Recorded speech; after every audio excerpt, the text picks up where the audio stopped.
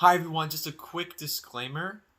When I started recording the episode, I completely forgot to mention that Gian was unable to make it that day, which is the reason why there's only one person, aka me, in studio for this episode. So I do apologize for not saying that earlier on in the episode. I appreciate everyone's understanding, and now I hope you enjoy the series finale of Something Sporty.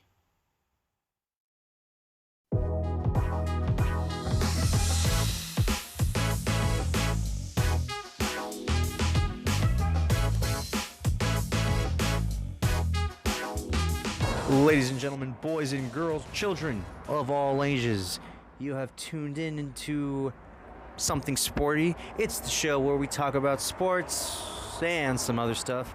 I was your host. My name is Elijah.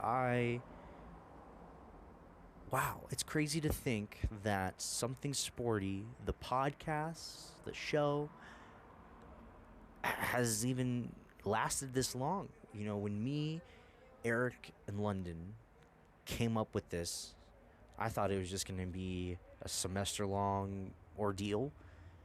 No harm, no foul. We had a good product. We had some fun doing it. And I thought that was it. We were just going to ride off into the sunset. But thanks to the genius of Erik and all the other people he brought along the way, I couldn't be more proud. It's a shame that I cannot be in the studio with you guys today. It is the last show of the semester. I'm about to graduate at the end of the week. So, from the bottom of my heart, I want to say thank you. I want to say thank you to London. I want to say thank you to Erik. I want to say thank you to the people that have been listening to this show since its inception.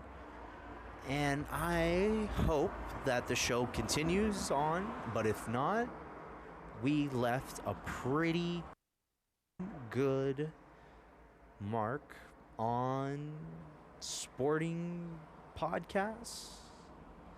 I'm not really sure what else to say because, honestly, this whole thing is a little surreal and I'm a little tired. I recorded this last night. I don't really have much else to say other than thank you for the memories and the time. And I know I will see some of you in the future. I hope I get to see London and Erik in person again. That would be cool. Let's make that happen sometime, shall we? But until then, my name's Elijah, and that's the deal. So you may be wondering who that was. Well, that ended up being our old co-host and the co-creator of Something Sporty, Elijah Rutsky Jr. If you are tuning in right now, hello, man. What's up? We miss you, man. But on that note, you are listening to KSFS San Francisco at beccamedia.net/KSFS Radio. KSFS is a service of the Broadcast and Electronic Communication Arts Department at San Francisco State University. Some rights reserved under Creative Commons license. That being said, I welcome all of you to the final episode of Something Sporty. Hello, everybody. I hope your weeks are off to a great start. It's currently finals week here at San Francisco State, and a lot of us are going to be graduating as well, including myself. And yeah, I'm actually getting choked up just thinking about that this is the end of this radio show. This has been incredible. But we have a lot to talk about today. But first, I am excited to introduce our guest host. So, let's introduce yourself, guest host. Hey everybody, my name is Matt. It's so cool to be on this radio show. I'm so happy to be here, and I just want to congratulate Erik and the team on this radio show. 3 seasons, what a run you guys had. I've watched every episode that you guys have put out there, and I'm so glad to be a part of this final one. But I just want to say thank you and congratulations to everyone on the team. You guys killed it Yeah, thank during you. this entire run. Yeah, ladies and gentlemen, this is a longtime friend of mine. This is Matt Nacino. Matt, thank you so much for joining Something Sporty for its final episode. How are you, man? I'm doing really good, man.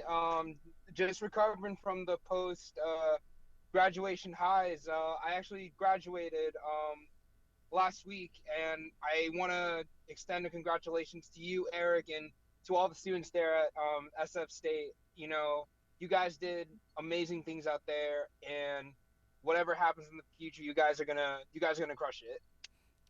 Thank you. So, on that note, let's start with how was your weekend? My weekend was pretty good. Actually, just been working and stuff. I actually went to a graduation party yesterday. One of my friends who I graduated with, like, he threw this party at a house in Danville, and yeah, we just turned up, man. Had some fun, had a little, had a little drinks here and there, and some Super Smash, man. You Super know? Smash Brothers, you can't go wrong with that, man. Yeah, man. 8-player Super Smash. You can't say anything against it. Yeah, total carnage.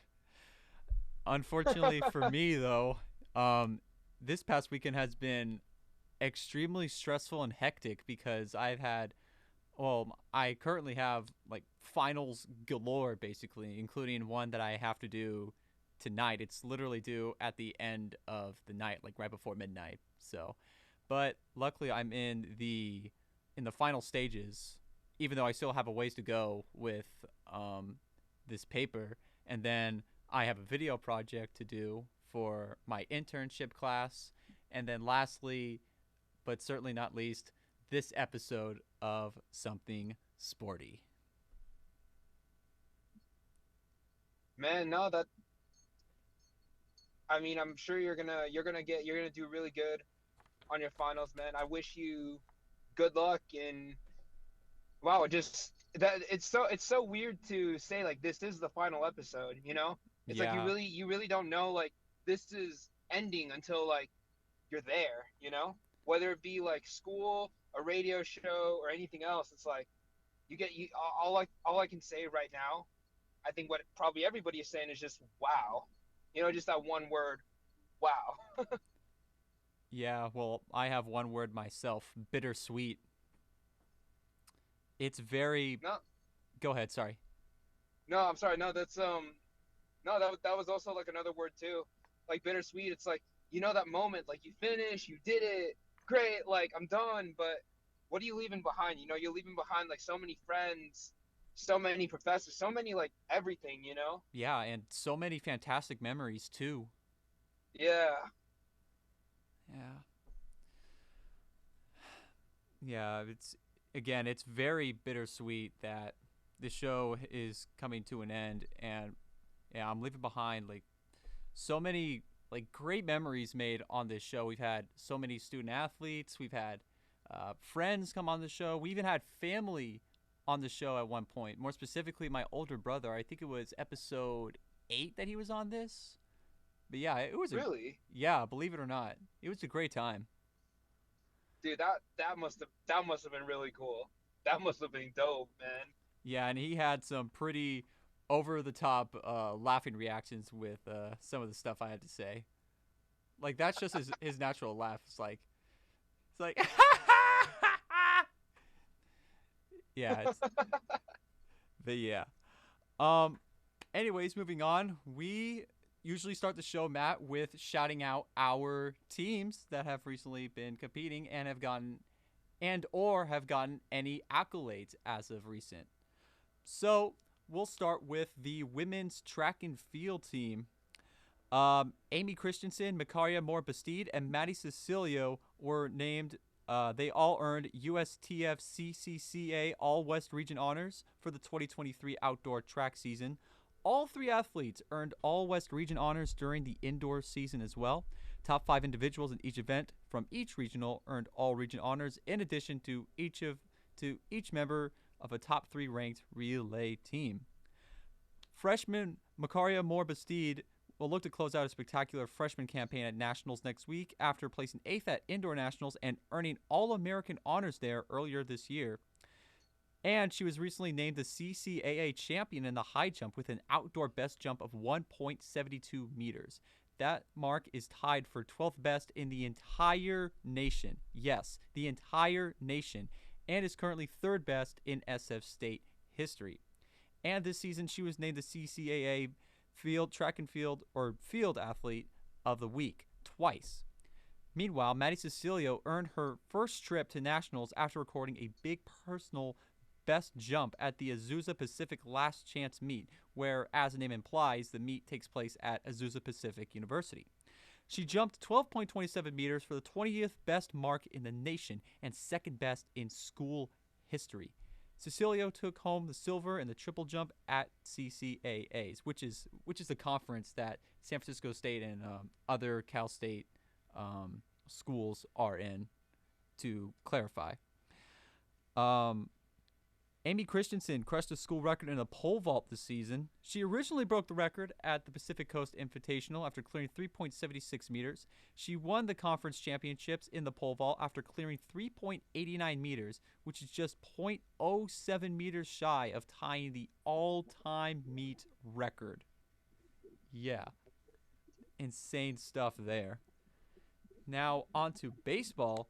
Nick Upstill of the baseball team, he was named to the 2023 NCBWA Division II All-West Region team. He becomes the first Gator to garnish the regional honors since the 2018 season. Now on to softball. 5 players from their team, Kai De Leon, Daniela Guerrera, Kaylin Maddox, Kira Nilsson, and Taya Vincent, have been named to the 2023 Academic All-District Softball Team as selected by College Sports Communicators. The 2023 All-Academic All-District Softball Team recognizes the nation's top student athletes for their combined performances on the field and in the classroom. The CSC Academic All-American Program separately recognizes softball honorees in 4 divisions, Division 1, 2, 3, and NAIA for each gender. So on that note, congratulations to all of our teams this season. Well, this whole school year, I should say. All of them had amazing performances, and they just keep killing it in their respective sports. And I see a very bright future ahead for SF State athletics, and I'm excited to see what they have next in store in the coming years. So once again, congratulations to all the teams here at San Francisco State. Now on to our first sports story. This was announced earlier this morning. Carmelo Anthony has retired from the NBA. Matt, you there? I literally woke up to the news that morning. It was the first thing that popped up on my Twitter, my Instagram feed. It was Carmelo Anthony retired. I'm like, huh? He retired? But then I forget, he wasn't in the league. How long was he out of the league for? I remember the last team he played for was either the Lakers or the Blazers. It was the Lakers, if I'm not mistaken. Okay, yeah, but man, what an incredible athlete, honestly. That draft class he was a part of. Whew. Yeah, that's probably one of the greatest draft classes. Yeah, some are saying that it's probably the greatest of all time. You have LeBron James, Dwayne Wade, Chris Bosh, and of course Carmelo Anthony. That 4 alone, that's stacked, man. Yeah. And I think the crazy thing is too, they've all played with each other at some point. All of them. That's crazy to think about. LeBron has played with all 3 of those guys. That's right. Wait, when did Carmelo play? Oh, wait, it was the Lakers. Never mind. Yeah, he was with the Lakers. Yeah. Okay, yeah, I just had a brain fart there for a second. But yeah, the Banana Boat team, minus Chris Paul.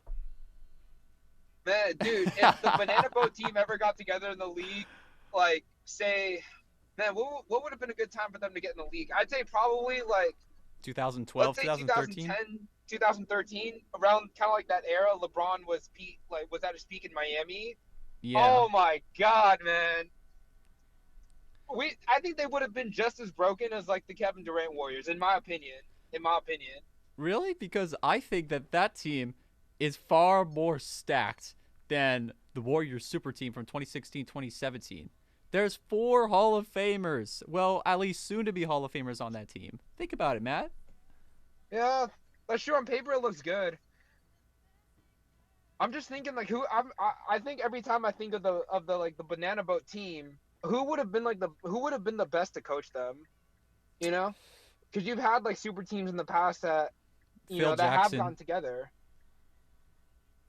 Oh, oh my God! No, I have another one. Not Phil Jackson. If it's not Phil Jackson, Erik I Spoelstra. love Phil Jackson. Yeah, yeah. Really? Erik Spoelstra? Erik Spoelstra or Greg Popovich. Oh, Greg Popovich. I completely Yeah. forgot about that guy, to be honest. Like, that just went over my head.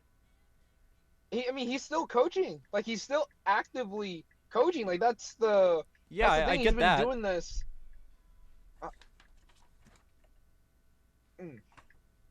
Yeah, but Carmelo Anthony, like, do you have like any memories like watching him at all back in the day, or? Well, sort of. So, this is kind of interesting. I remember, well, I heard of Carmelo Anthony through 2K16. So I was playing NBA 2K16 with Alex, my brother, and I remember just randomly selecting Carmelo Anthony. Like, we're just doing like street ball, this 1v1 game mode. I forgot what it was called exactly. You were doing the 2K Park mode, right? I think that's I what think it that's was. what it I was. remember it was some kind of like park setting, but the name exactly is beyond me. So, yeah, anyways, I just remember just like not having a clue as to how those 2K games worked, and then I just messed around with Carmelo Anthony on the court. So, and that was the same time I was trying to figure out how to play as Kareem Abdul-Jabbar, because I was unaware about his trademark skyhook move, and it took me a while to figure out that it was almost like the only move that he could do on 2K. Oh, really? Yeah. Man. Yeah, but I was just getting into basketball at the time, so it was beyond me as to like whose signature move was whose and how their playstyle was, especially the latter. But back to Carmelo Anthony. He was a 3-time Olympic gold medalist, 10-time All-Star, 6-time All-NBA selection. He is the 9th highest scoring player ever, and he was a member of the NBA 75th anniversary team, where he was with the likes of Curry, of course, Magic Johnson, LeBron, and Dirk, and many, many more. So, honestly, I'd say he had a great career. Even though he did not win a single ring.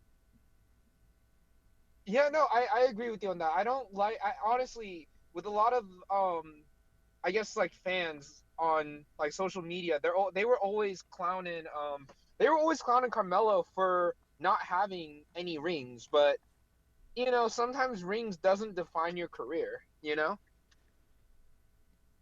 Right. I mean, look how they did with Allen Iverson. Look at how they treated him. Like, he didn't win a single ring, and they look at him as a legend.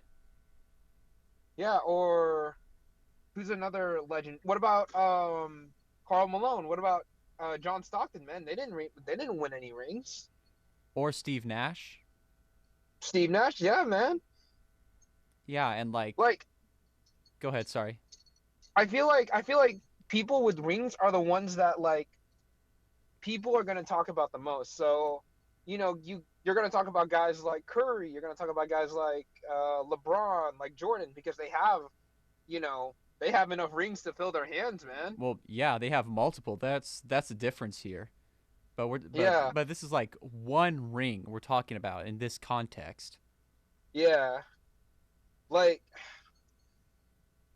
I just wish like fans gave Carmelo like love. They gave Melo love, like, even when he didn't have the ring. Like, I don't know. That's just like from I'm just only speaking from my memories, just watching Carmelo, back in high school. So I haven't seen Carmelo Anthony play in a while, and I haven't watched any highlights. So I'm just saying like just my thoughts, and my like kind of feel about it. Yeah, I've been like watching for most of the day.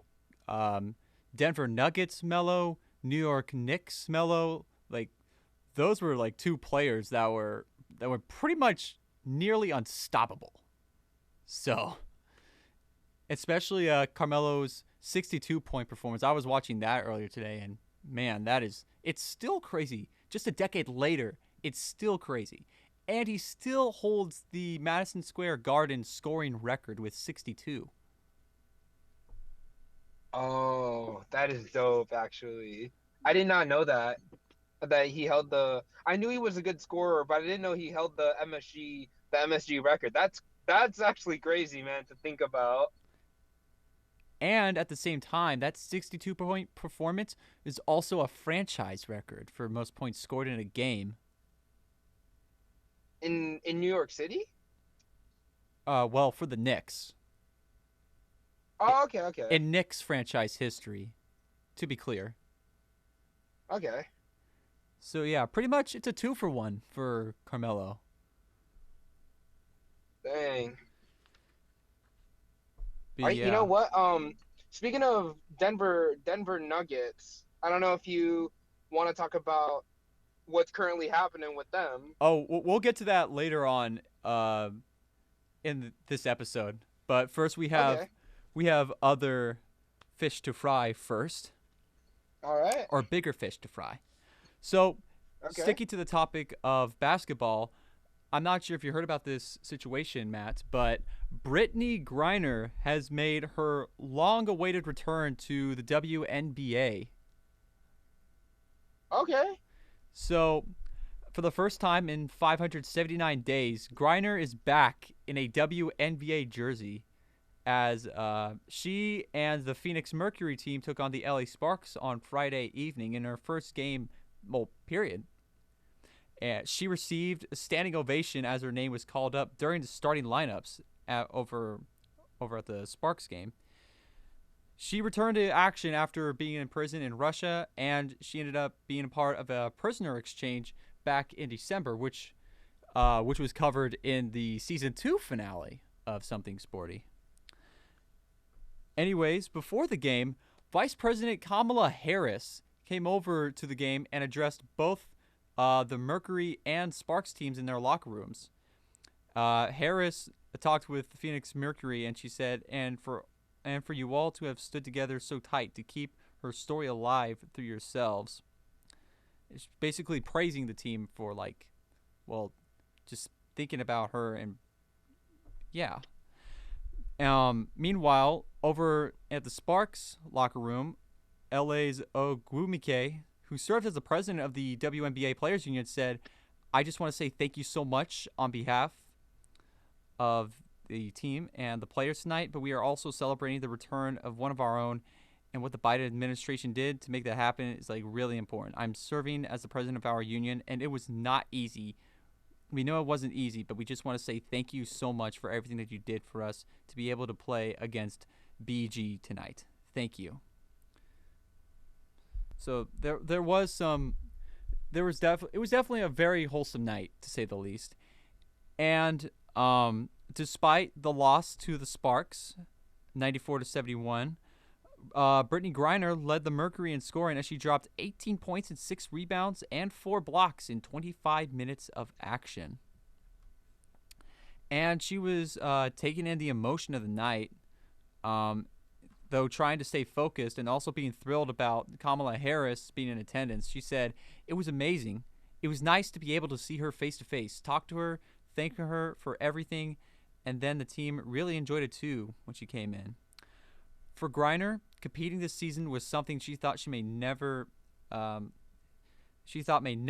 again. As she says in an ESPN article, "When you're in a situation, you adapt.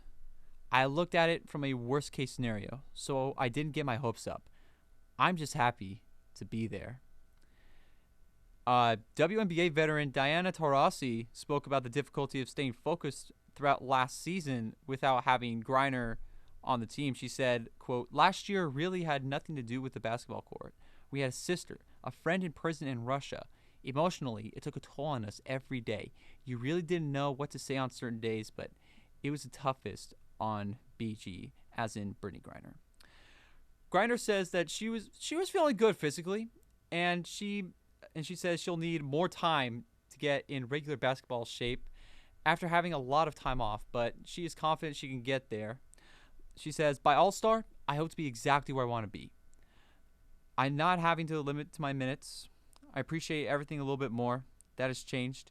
Tomorrow's not guaranteed. You don't know what it's going to look like. So I think that's how I changed." And just yesterday, it was the most emotional yet, as for the first time in 585 days, she returned to her home game. She's back on our home court.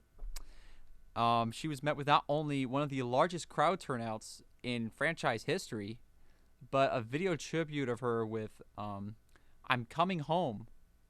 I'm coming home, playing in the back. She teared up as she watched that video, and her name was called up onto the speakers.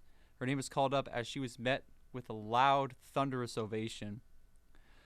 And she had a pretty good double-double that night, too. She put up 27 points and 10 rebounds in her first game. And understandably so, she said that it was emotional. It was emotional in the back, she said, just seeing some of the clips and then coming out. But no, it was really good. It was really good. Part of the process of healing is just kind of letting it out. So, yeah, I got choked up a little bit. Sunday was also, end quote. Sunday was also the first time Griner played in front of her parents in more than a decade. Another part of a milestone game that made her emotional. Griner said, "I don't think I've played in front of everybody in one place, honestly, since high school. It's just having everybody here right now, and like I said before, didn't know when that was going to happen. If it would happen, depending on how long it was, it could have been a lot different." And her last home game that she competed in was October 13th, 2021, during the WNBA Finals against the same Chicago Sky team she faced in her first game back in Arizona after making the 2022 season. So what do you think about this whole situation, Matt? Man, just what a journey for BG. Honestly, like, I think just what she faced and how she grew as a person, man. I think she's gonna be one of the more, like, I think she's gonna be one of those players that brought attention. That's gonna bring attention not only to the WNBA, but I think just to also to other social issues that should be talked about. But that's a story, I think, for another day. Yeah. So sticking to the WNBA, you know Breanna Stewart, right? I've heard of her, but I haven't seen her play. Well, recently she dropped 45 points in her New York Liberty debut. It was her home game debut. Yeah. She dropped a monster 45 points along with 12 rebounds. That's a monster double-double. That's insane. And apparently that's the 7th most scored points in any game in WNBA history. Really? Yeah, it's crazy.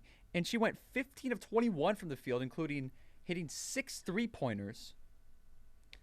And she joined Liz Cambage as the only WNBA players to score 40 points on at least 70% shooting from the field. And it was also just the 5th 45-point double-double in league history. It's crazy. Man. And the New York Liberty has recently been rebuilding over the past winter, where they picked up Breanna Stewart, Jonquel Jones and Courtney Vandersloot to a strong core that they already have that features Bentija Laney and Bay Area native Sabrina Ionescu. And with this new team, of course, some chemistry will need to be created. It's still early on in the season. So, I mean, it's looking great for the Liberty so far as in the first half, Breanna Stewart dropped 29 points, short of the league record of 35 points held by Rikuna Williams. So, yeah, things are looking great for the WNBA right now. It's very exciting to watch. Very. Okay. We're now on to the NBA Conference Finals. Oh, man. This has been a very historic conference finals, well, both for the East and the West.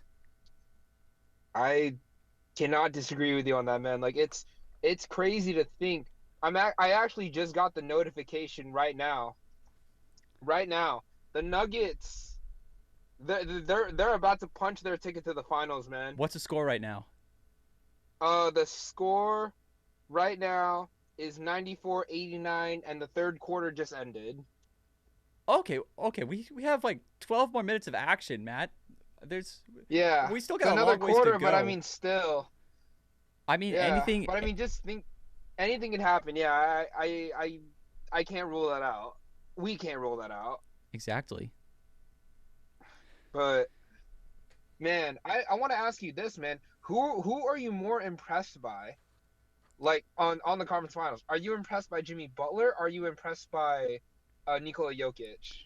Jimmy Butler, no questions asked. Matt, the Miami Heat are an 8th-seeded team, and they are 1 win away from the NBA Finals. They are about to be the second ever 8th-seeded team in NBA history to make it to the NBA Finals. And the only other team that has done that was the New York Knicks in 1999 when they lost to the San Antonio Spurs in 5 games that year. Wow. Yeah. So, and Jimmy Butler has been balling out of his mind. He's been dropping like 30-something points per game. Well, actually, now that we're talking about Jimmy Butler, let's cover the Heat versus the Celtics first. All right, so in Game 1, Butler scored 35 points, including 20 after halftime, and the Heat rallied back in the second half of Game 1 to beat the Celtics 123-116.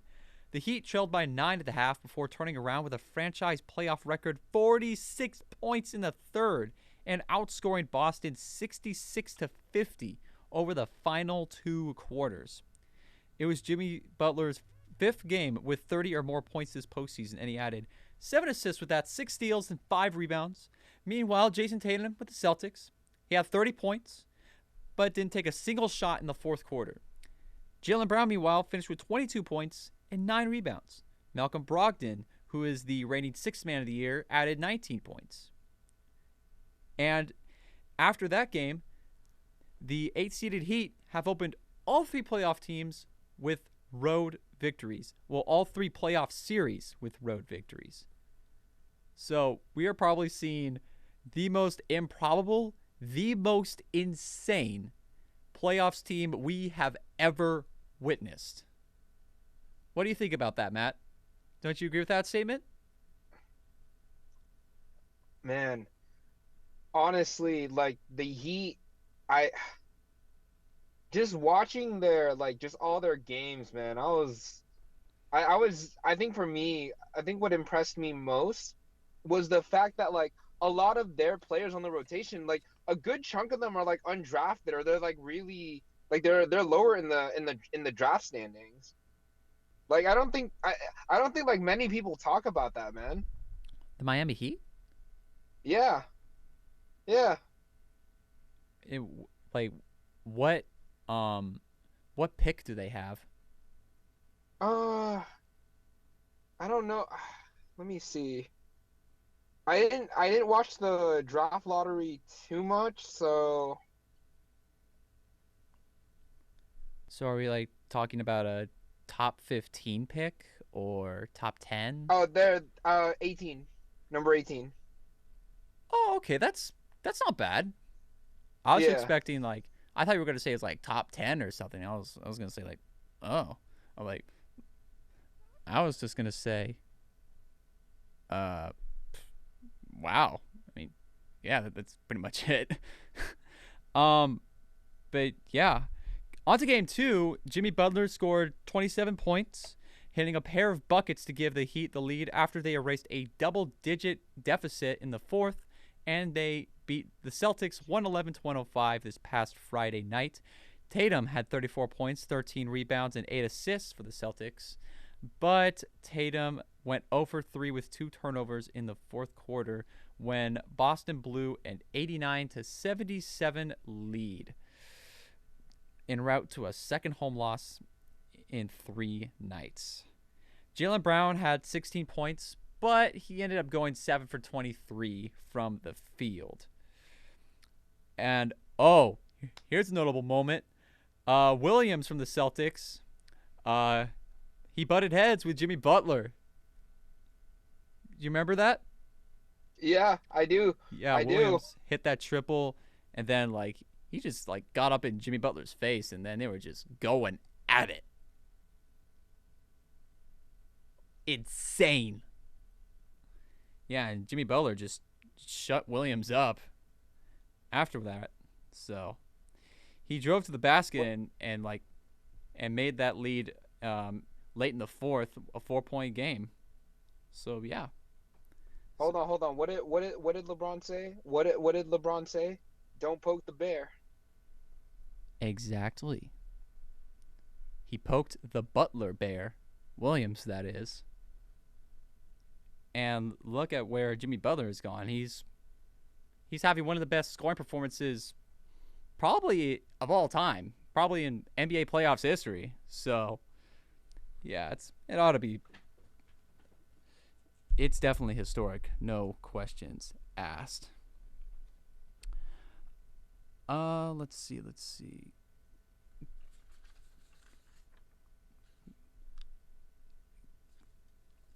Oh yeah. Miami leads the series 3-0. Game 4 tomorrow night. Wait, do you know the score for game 3 for that game? In Denver? No. Celtics Heat game 3. It's like 128 to 103, I want to say. Oh, okay, yeah, that sounds about right. Yeah, it was a nasty blowout. They were leading by as much as 46 points that game. Man. Yeah. It was ugly. I'm just taking a look at that box score from the game, and I'm just looking at the Celtics team right now. I'm just gonna read you some stats right now. I'm gonna read you some statistics. Jason Tatum, 6 for 18 from the field goal, 1 for 7 from 3-point, 10 assists, 2 rebounds, 14 points. Al Horford, 3 for 6 from the field goal, 2 for 5 from 3, 8 points.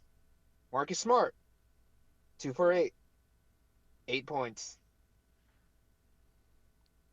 Jaylen Brown, 6 for 17 from the field goal, 0 for 7 from the 3-point line, 12 points.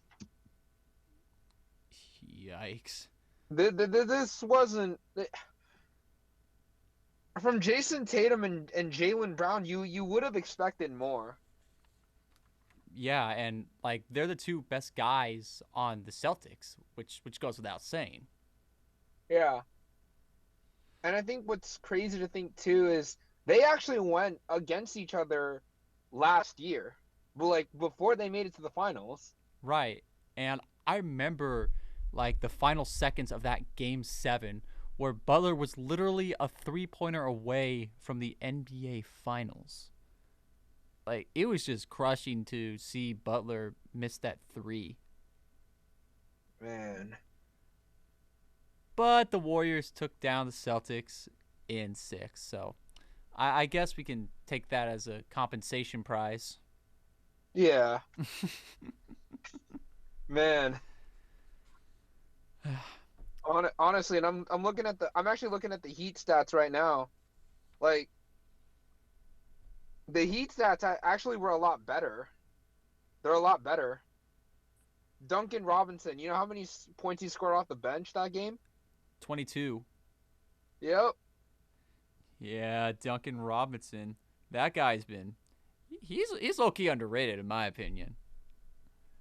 You also got Caleb Martin. He also scored 18 off the bench. That's right. Like seriously, you're getting what is it like 40? Oh, seriously, you're getting 40 points like off your bench. Like 22-18. That is, if my math is right, that is 40 points. Wow. Yeah.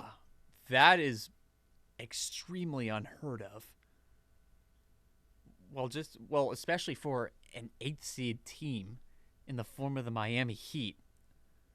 Yeah. It's Wait, like, how many oh, they played 2 play-in games, right? the Heat? Yeah. Yeah, Yeah, they they did, played you're 2 right. play-in games.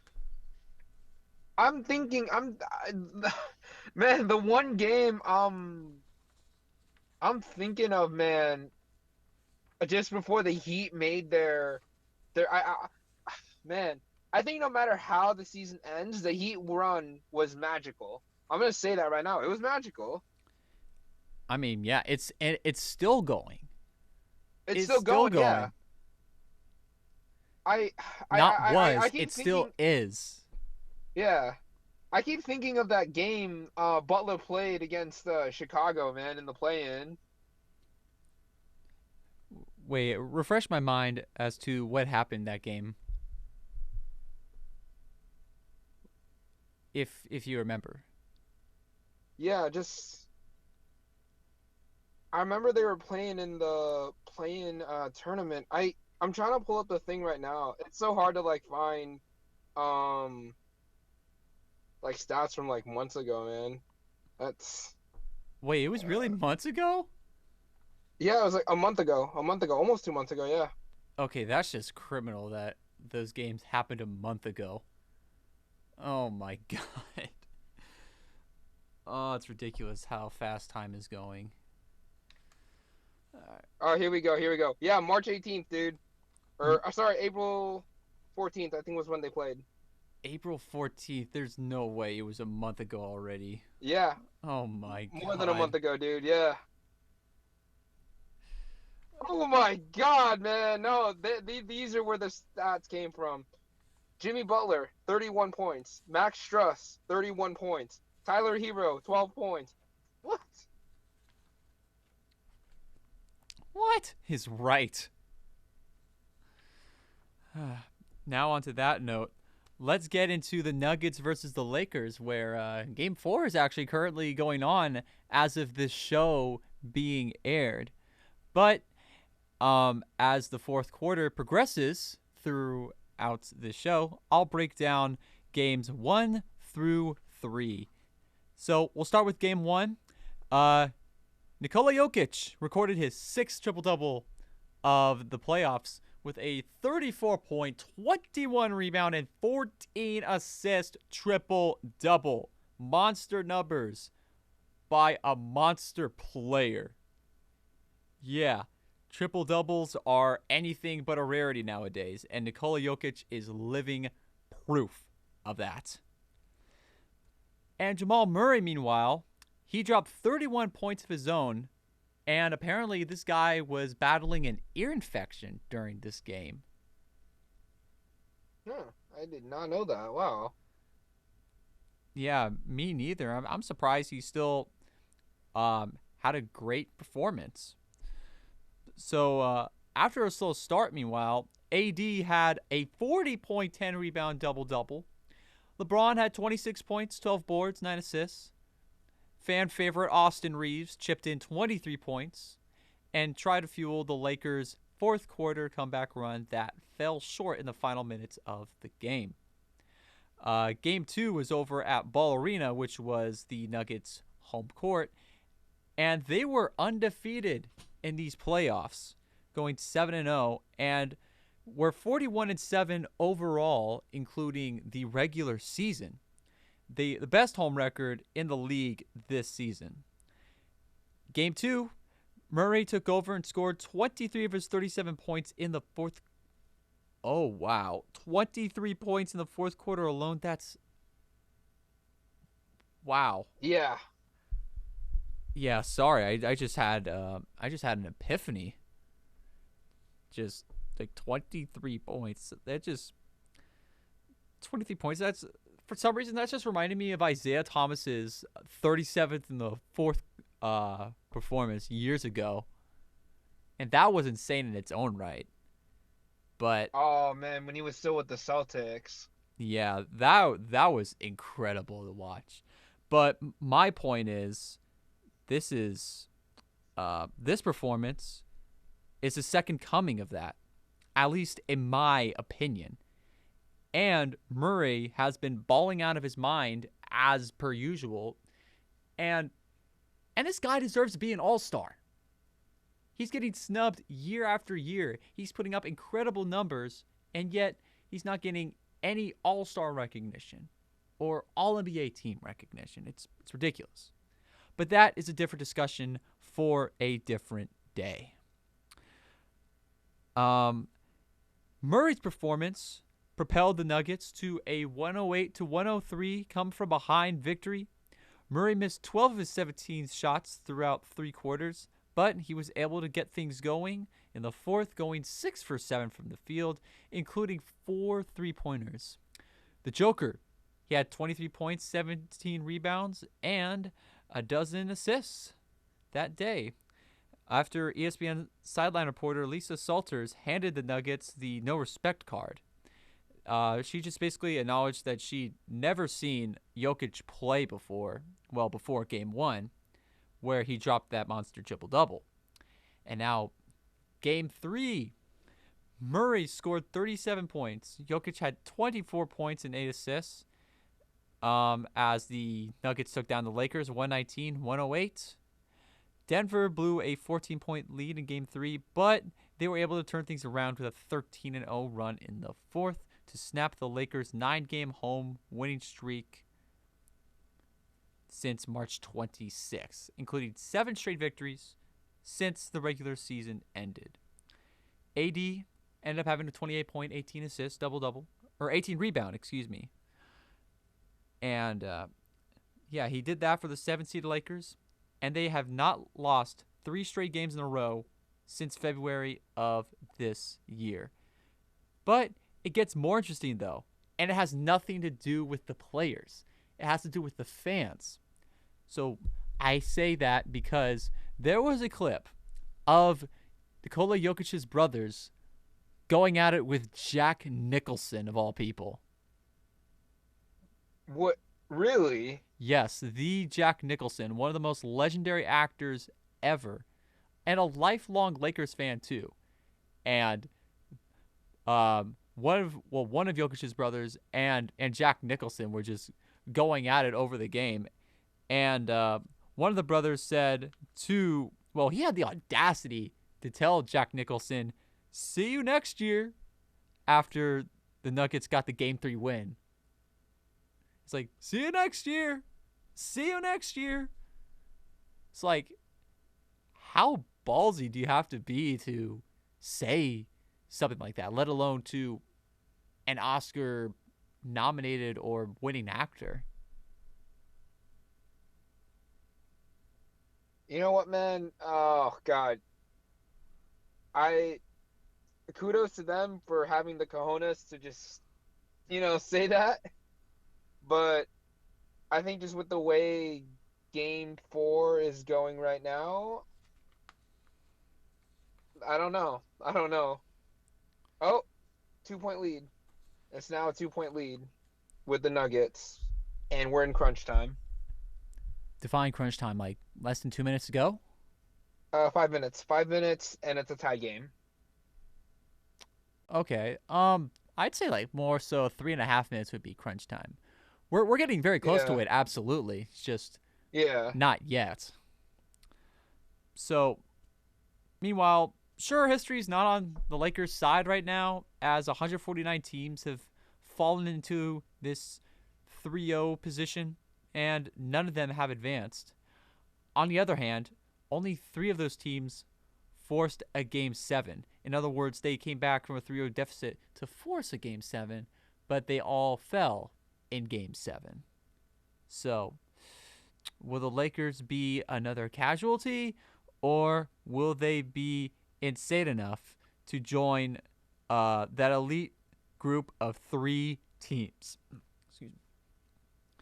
What do you think will be the outcome of this, Matt? Ooh, just I honestly thought this series was gonna go to 6, just because, you can't count out LeBron, you can't count out AD, Austin Reeves. I never heard of Austin Reeves until literally these playoffs, and he's been killing it. So I couldn't count him out either. I think just with the way Game 4 is going right now, it's so hard to say. It's so hard to say. Game 4 is currently ongoing. There's literally like 5 minutes left. The Nuggets still have a timeout. They're still in the timeout. I don't know, man. I don't know at this point. Like, it's like leaving it up to a coin toss at that point, and hoping like it lands on where you want it to land. I'll do you one better. It all comes down to the script. The script. Yes, the script. Here's what I'm foreseeing. So, let's keep in mind that this is a rematch of the 2020 conference finals matchups. It's the same deal on the West and the East. But who's winning right now as far as playoff series record goes? Both the Heat and the Nuggets are up 3-0. And in 2020, they were the losers in their respective conference finals matchups. Miami. Oh, wait. I take that back. Miami ended up going to the Eastern Conference, or just the NBA Finals. The Nuggets, meanwhile, they fell short. So, okay. So both the Nuggets and the Heat, they did lose to varying extents. I'll say it that way. So, but what I'm saying, that's going to be some form of revenge or redemption for Miami. Well, they fell short last year. And so, And they felt very, very short. Like, it wasn't like, oh, they were being blown out, or oh, they just got outplayed towards the end. No, they fought tooth and nail last year. Exactly. And now it looks like the Heat could probably pull off the unthinkable. They're literally one game away from pulling off the unthinkable. Imagine Jimmy Butler's status as a player, or the franchise in general. No, the playoffs in general, or all 3 for that matter. Like, the whole league won't be the same if that happens. Like, at that rate, you can completely forget about seedings being obvious predictions as to who's gonna win. Like you can toss that out the window, just like March Madness. Like, that seeding doesn't matter. So I don't know like who said this. Like, I don't know, like I don't know if this was like a quote that like some people, like some players, some athletes were saying, but it's like the playoffs are like a whole different animal. It doesn't matter what you did in the regular season, it matters what you do in the playoffs. I mean just look at these playoffs. Miami Heat, the 8th seed, they're literally one game away from the NBA Finals. One game. Let's look at the top 3 seeds, or sorry, 2 of the top 3 seeds in the West this playoffs got eliminated. right. Think about that. You with the numbers 1, 2, and 3 seed, as I guess as someone making I guess I don't know what to call it, like a reasonable prediction, you could say like, oh yeah, seeds 1, 2, 3, and maybe 4, they have a shot at making it deep into the playoffs. Western Conference Finals type of thing, right? Or sorry, Conference Finals type of thing. But Lakers, they took out the second seed in John Morant's Grizzlies. Warriors, we took out the third seeded Kings. Right. Like, I think this playoffs has just shown you that anything can happen. Literally anything, man.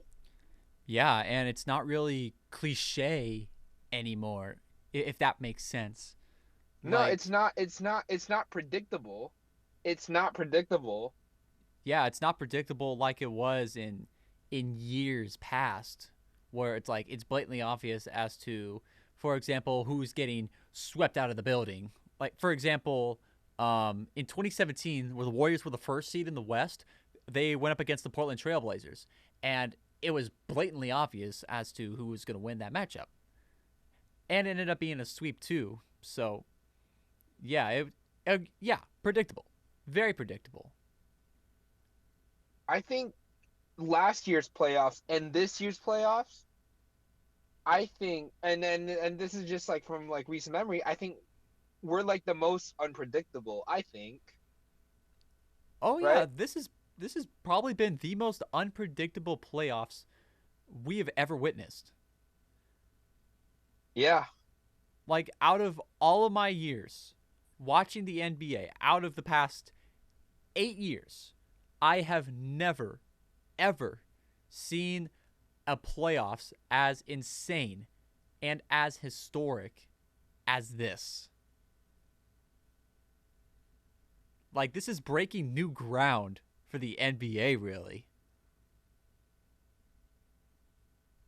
Dude, like, I think what's good too about these playoffs is it's not just unpredictable. It's like you're not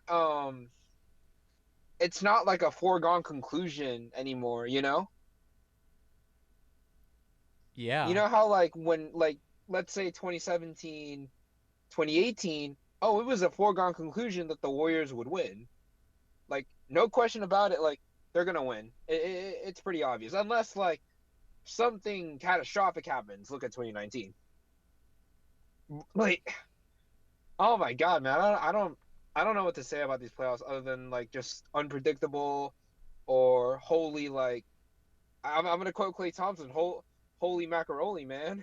I think if that's what he said. Holy cannoli, there you go. Holy cannoli, that's more like it. Oh my god, man. Yeah. Oh, and it was even more chaotic because Jimmy Butler in Game 3 he trolled Al Horford. Oh yeah, he did the thing Al Horford did to him. Yeah, timeout in last year's playoffs. Yeah, timeout. Now that is something you don't see every day, let alone do the call for timeout taunt like it's a Fortnite emote.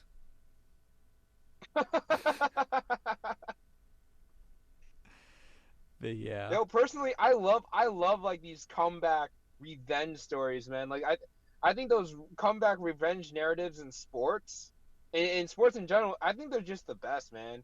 Like I've always loved like the underdog type of like narrative. Whether that be in fiction or in sports, like, man. What makes this even cooler is the unpredictability of the script, as we have witnessed this year. Like, you don't know what's really going to happen. It's like trying to figure out what's going to happen in Spider-Man No Way Home, or trying to figure out who's exactly going to be in that movie. It's kind of like that same approach, but for this year's NBA playoffs. Yeah. And it's not like, it's not like some people knew. Like, nobody knows, man. Not even the league knows what's going to happen. That's the crazy part. Exactly. Man, I'm actually getting notifications from like the ESPN app right now. It's a 3-point lead. Nuggets have a 3-point lead with 2 minutes left. Oh, Yo! okay then. The last play that was recorded was Austin Reeves making a 24 3-point jumper. Oh, that must have been a shot clock Hail Mary or something. Yeah. What? Wait, I'm well, looking at. Oh, okay, dude. Everyone on the Nuggets is balling out, man. all right, all right. Hit me up. What are the scores right now? Okay.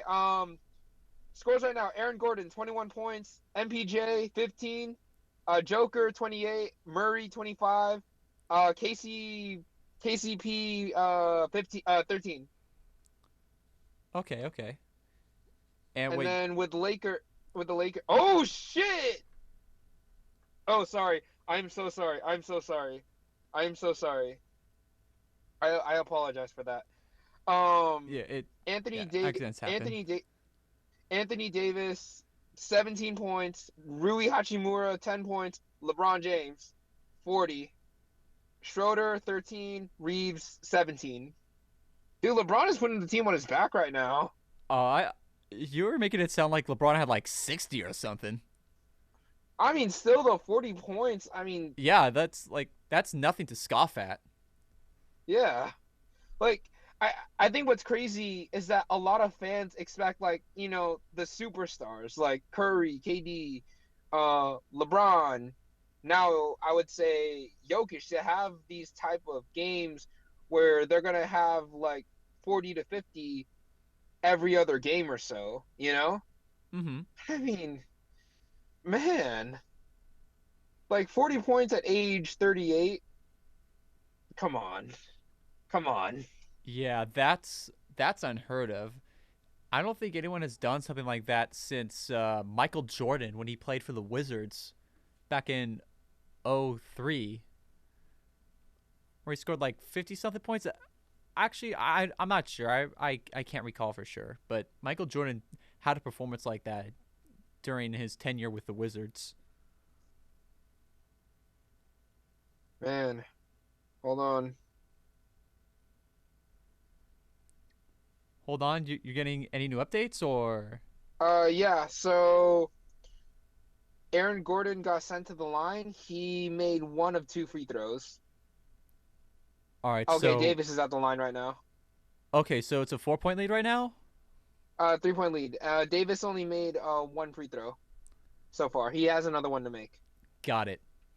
Yeah, so if he makes the other free throw, which I think he will, it's gonna be a 2-point game. Okay.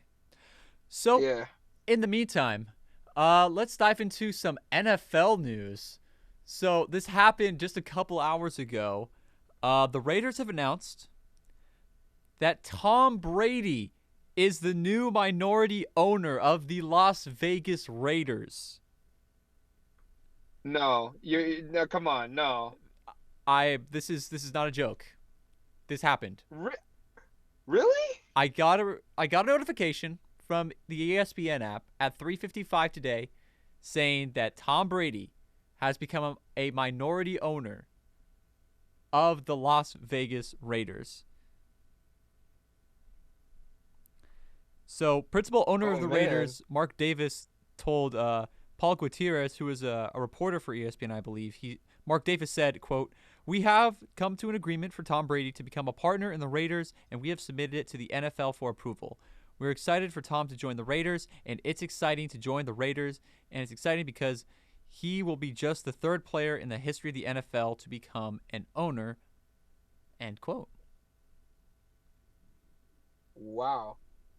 Yeah, and what makes it even more crazy is that he has that super contract that he's about to start for being a CBS analyst.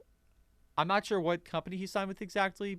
No, wait, it's Fox. It's Fox that he signed with to be an analyst for football at some point. So, with that in mind, it's safe to say that Tom Brady is making big, big moves outside of the Man. gridiron. Like, that's insane. Just me saying those words that Tom Brady is a minority owner of a team. And the Raiders no less. Exactly. Oh, do you know what reminds me of that? Michael Jordan owning the Charlotte Hornets. Oh my gosh. So with that in mind, I pray. I pray that Tom Brady will do the right thing and keep the Raiders intact, unlike what Michael Jordan did with the Hornets / Charlotte Bobcats. The Bobcats back in the late 2000s and early 2010s. And the Bobcats, they hold the worst record in NBA history. Worst regular season record, mind you. What was the record? It was, I think, 7-56. It was like that lockout season that the NBA had. It was a shorter season. But still. Dude, you didn't even crack double-digit wins? Yeah, that's no joke. And beforehand, the worst record in NBA history belonged to some 76ers team in the 70s, and they went 9-73. And I did the math, and somehow that 9-73 team has a better winning percentage than the 2011-2012 Charlotte Bobcats. Dude. Yeah, so you know what's crazy? You know What? how you mentioned that Bobcat season was it was the lockout season, right? Yes. Imagine if it was a full 82 game season. Like, I honestly think they would have less than 7 wins. Well, their wins will be actually. I think they might be slightly higher, slightly, but not by much. If they played a full 82. They probably would have tied with that 76ers team for a losing record. I'm curious now who was on that team. The Bobcats team? Yeah. So the only notable player on that team was Kemba Walker. Yes, a young Kemba Walker was on that team. It was very recently after him and the UConn Huskies won the national title in 2011. He got drafted by Charlotte, and he was stuck on that team, and he was the best player on the team. Man. I'm looking at some of these names. There's only 2 names that I know on this roster. Kemba Walker and Bismack Biyombo. Bismack Biyombo. Okay, that is a name I have not heard of in a long, long time. Man. So, my point is... He's currently sorry. with the Suns, so... Bismack Biyombo? Yeah. Oh, he's still in the league? Yeah, he's still in the league. He got eliminated by the Nuggets in the last round, so... I thought he was, done with the league or something. Wow. No, man, he's still playing. He's still kicking. All right. So, anyways, what's with the game right now? What's going on with the score? Oh.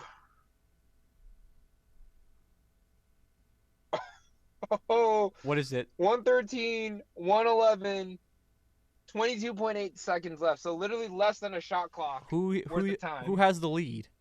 Nuggets by 2 points. Oh, wow. Okay. Oh, actually, no. I lie. 4 seconds now. 4 seconds? I lie. Just refresh.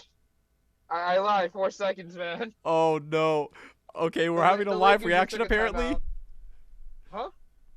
Oh, a live reaction on a radio show. So we gotta end the show, man, with the live reaction, man. I think that's gonna be something everybody's gonna want to hear. We still have more material to cover. Oh man. Yo. Okay, any updates? The Lakers are in a timeout right now. They're in a timeout right now. Lakers have a full timeout. Okay, so during this timeout, we'll go through some more news. It was announced earlier today. The NFL announced that Levi Stadium will be hosting the Super Bowl in 2026.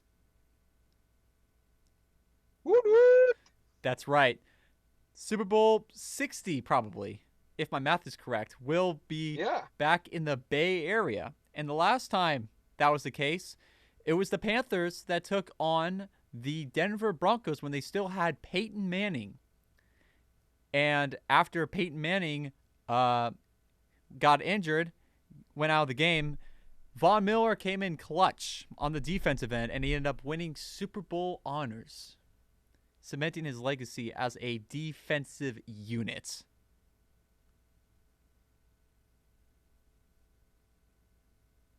It's over. It's over? Okay. Who won? I think Aaron Gordon blocked LeBron James' 2-foot layup. Oh no. Oh no, bro. What's the final score? 113, 111. Dude, LeBron was about to send it to overtime. 111, 113, is that what you said? 113, 111, yeah. Oh, wow. Oh, wow. I wonder how my Laker fan teammates are acting right now. Oh, my God. Oh, my God. Trash talking us God. Warriors fans, and for what? Tisk, tisk. I wonder how my cousin's reacting right now, man. Sweep. Dude. Sweep. Hold on. I gotta say this. I'm Filipino. And every time when the Warriors were sweeping back in 2017, we would always do this. Walis. That is literally Filipino for sweep. Oh. Like we would pull out the brooms and start yelling Walis when the Warriors were about to sweep a team. I see. Yeah. So, every fan of the Nuggets, congratulations to you guys, man. You literally punched your ticket to the finals, dude.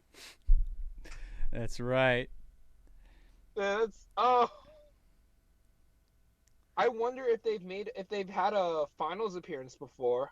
The Nuggets? No, this is their first finals in franchise history. Oh, really? Yeah. Yo, that is amazing. Oh my gosh. Oh my gosh is right. Wow. Just wow.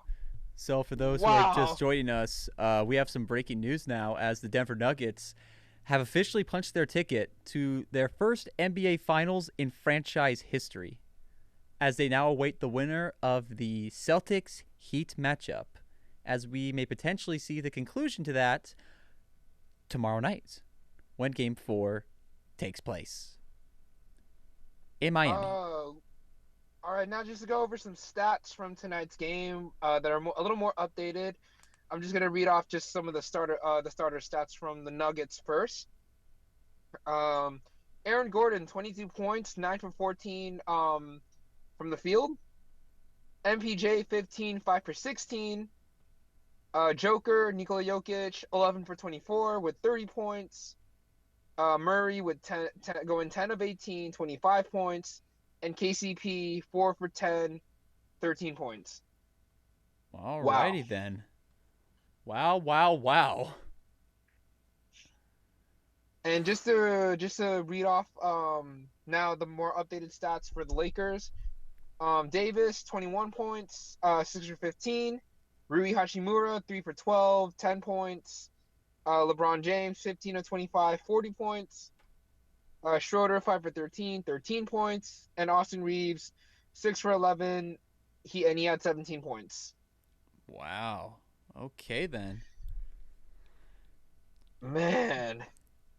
And now just another piece of NBA news.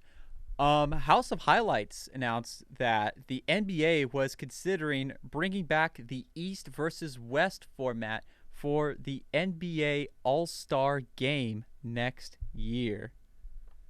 So, with that in mind, it's hot take time! We need this. We need this back. I say this because it is already getting old. This new format of Team LeBron versus Team whoever it may be. It's getting old. Like, Team LeBron versus whoever else is at the top of the league, like KD or Giannis or Curry, whoever it may be. When the new format started in 2018, it was a great idea. Very creative. But now with LeBron winning every year with the exception of this year, it's time for a change. I do believe that it's time for a change. Sure, LeBron, he got his first loss of the year, as I mentioned, but it's time to switch that up for the better. Besides the player picking, like the draft, the Like, All-Star draft, The televised draft, yeah. yeah, while cool, it's a very cool idea, but it can result in a very one-sided affair, usually in LeBron's favor. As if the past 6 All-Star games didn't prove anything to us. After all, a battle between the best of the East and the best of the West is always fun to watch. That said, I truly believe that it is indeed time to bring back this old format. And that is my final hot take. I do like the drafting. I will say this. I think the drafting just made things interesting, right? For the first 2 years. For the first 2 years of that, I think like the drafting was interesting. But when you look to, I think now it's like, okay, you kind of get an idea of like how Giannis picks or how LeBron picks or how KD picks. Like, I don't know. Part of me is afraid that there's not gonna be that like kind of competition in the East versus West thing. You know what I mean? I mean the ASGs aren't supposed to be competitive, right?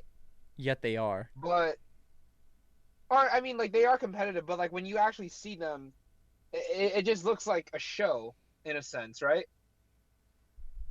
I mean, it is a show with like all the presentations and like all the players being introduced just one by one.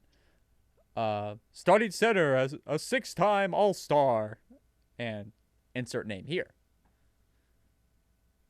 So, hello? Yeah. No, I apologize. I lost my train of thought for a second. Yeah, all good, man. All good. All right. So with that in mind, before we end this show, I want to make there is something I created for my class last week.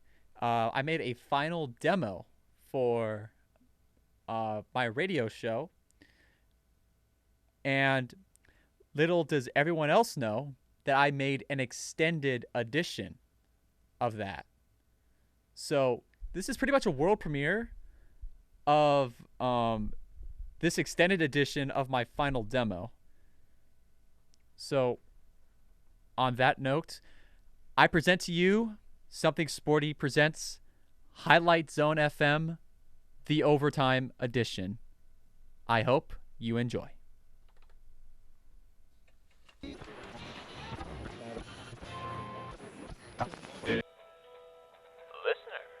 welcome to an all-new experience just for the radio. Rotate the dial, and it's a different moment from previous episodes. At random, this is Highlight Zone FM. The dial is ready to go. Enjoy the experience.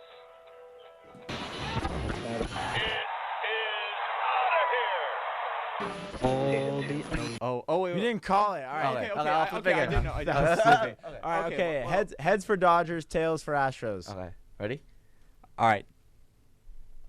It's heads. All right. It's going to be the Dodgers then.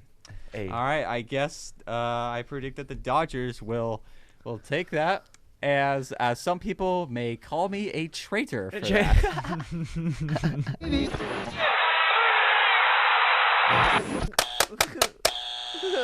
Sacramento, what are you doing charging $624 for nosebleed tickets? Okay, I get that your guys are in the playoffs for the first time in 17 years. Congratulations. But it shouldn't be that expensive. Let alone in nosebleed seats. I mean, if it's for the finals, okay, fair enough. But this is the first round of the playoffs.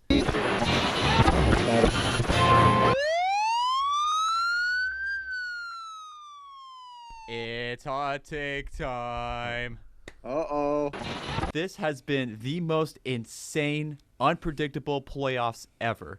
In other words, the obvious has become the not so obvious. In other words, the playoffs going forward are as unpredictable as the March Madness tournament. We have seen, regardless of conference, a 1 seed, 2 seed, and a 3 seed team, a 3-seeded team all fall in the playoffs in the same season, which has probably never happened before. Yep.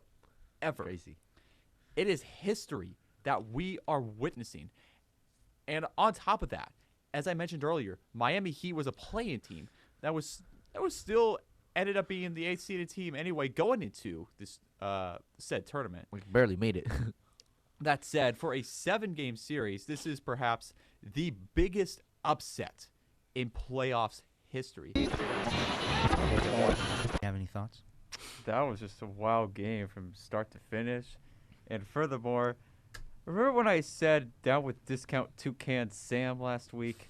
I do. take that back. I take it all back. I bet you do now. So, University of Kansas, if you hear this, if you ever hear this, I apologize and I Sorry. congratulate you for winning the national championship. Yeah, biggest comeback in national championship history that they completed last night, too. What was like a 15-point? Play a little devil's advocate here and say that if we're doing the Cowboys analogy, I'm going with Duke over Kentucky being the Cowboys of NCAA basketball. How about a compromise?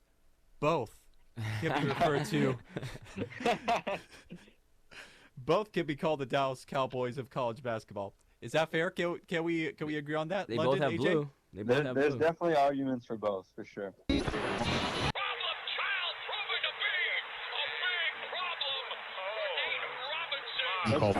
Hit him in the rib cage. Yeah, near the liver. Yeah, which And I saw that on his Instagram when he posted that. Nate Robinson actually commented on it, and he said he had the cap emoji. Nate Robinson, the old basketball player. Oh. Nate That was a Robinson of all couple. people. Yeah. Yeah, I know. Didn't he get knocked out, or am I? Oh yeah, he was. Yeah. He was. Yeah, he got knocked out. Yeah. By When he Jake fought, Paul. he got knocked. I'm like, Yeah, he got Nate KO'd. Robinson, he is in no position to No talk, position, let alone none. put a cap emoji. Yeah. he got knocked out. Remember? He fell asleep, right? And Oh, he got laid out. He like on a stretch. He got on a stretcher, and they like, yeah, he got messed up. It was bad. The University of Kentucky is the Dallas Cowboys of college basketball. Oh, They perform excellently in the regular season. They have a promising winning record of some kind, only to win at most one playoff game and then lose in heartbreaking, shocking, or stunning fashion. In that fashion. And to rub salt into the already large salt wound, Kentucky hasn't won a national title since 2012. The Dallas Cowboys haven't won Super Bowl since 1996. It's gonna happen one day. It has to. It has to. That's what they all say, Ben. They've been competitive for so long, and they still haven't won a championship. And look Like, where they are. It's gotta happen at some point. You're from Washington. It's biased. Hey, I'm from. Hey, that's Eastern Washington. I'm from Western Washington. Hey, I never said I was rooting for them. I just said just by sheer luck that it has to happen at some point. They have to win eventually, right? Literally, they've had like top 20 teams for like 25 straight years now, and they still haven't won the championship. Like, how is that possible? You know, maybe next year. Maybe. Maybe next year. Yeah, I think you should pick him for a That's first what round. Dallas Cowboys fans say. Year after year, decade after decade. Where do I need to go on this? Hey, That's funny. At least they're a die-hard fan, you know? Yeah. You never give up, you know? We're going to win next year. Many great highlights throughout this whole show over the past calendar year. Thank you to everyone for tuning in and sticking by. Thank you for indulging in this world we know as Something Sporty. This concludes this experience. Goodbye.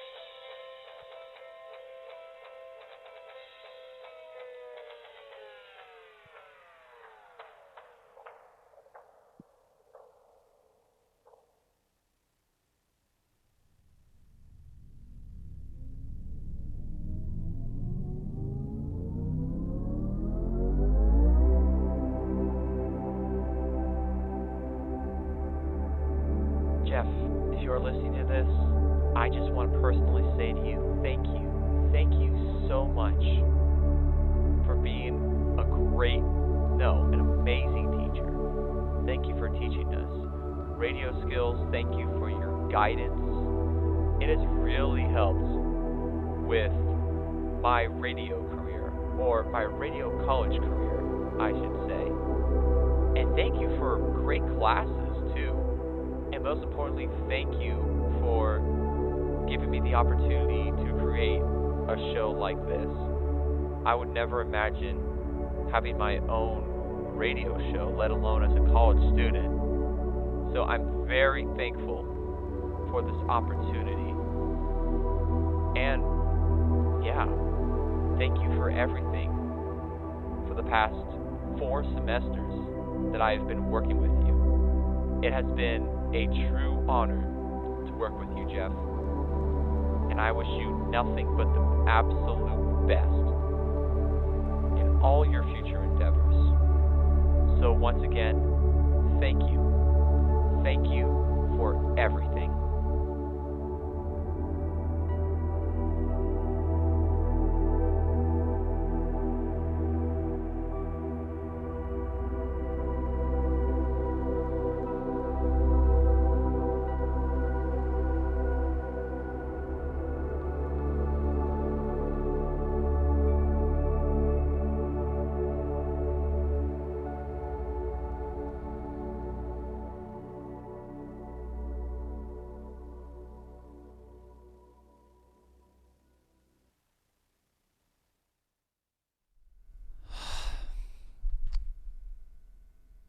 I'm actually really, really stumped now after hearing that.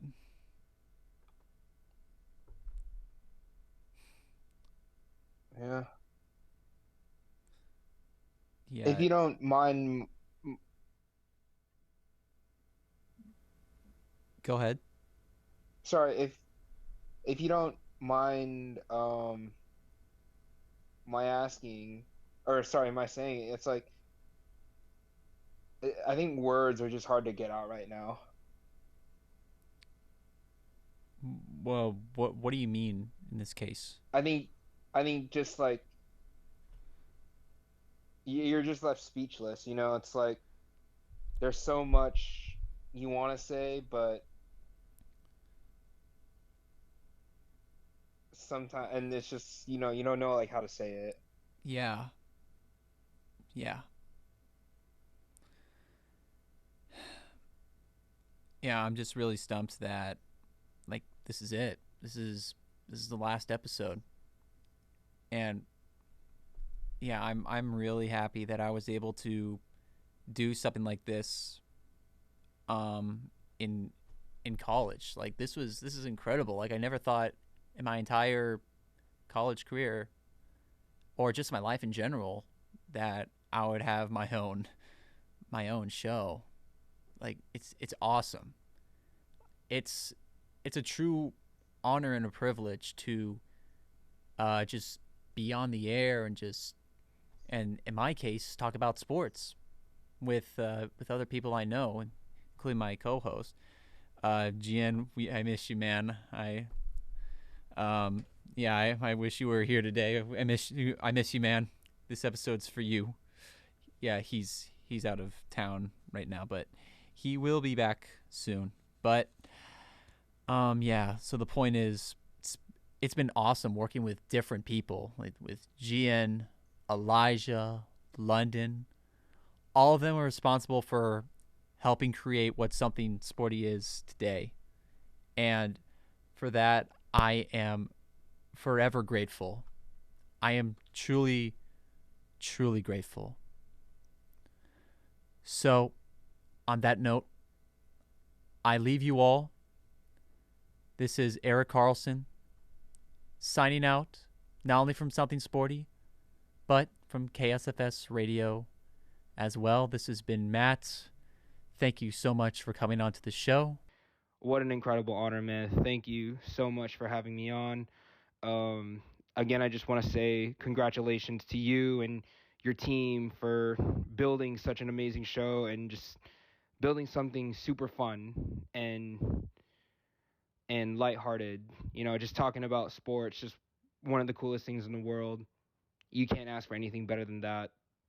And I bid you all adieu, as this is Something Sporty signing out. Hi, everyone. I just wrapped up filming the live broadcast of Something Sporty's series finale. And now just looking back at it, I'm like, wow, this really is the end. And I'm stumped, but at the same time, I'm really happy of this outcome, of this incredible journey that has been Something Sporty.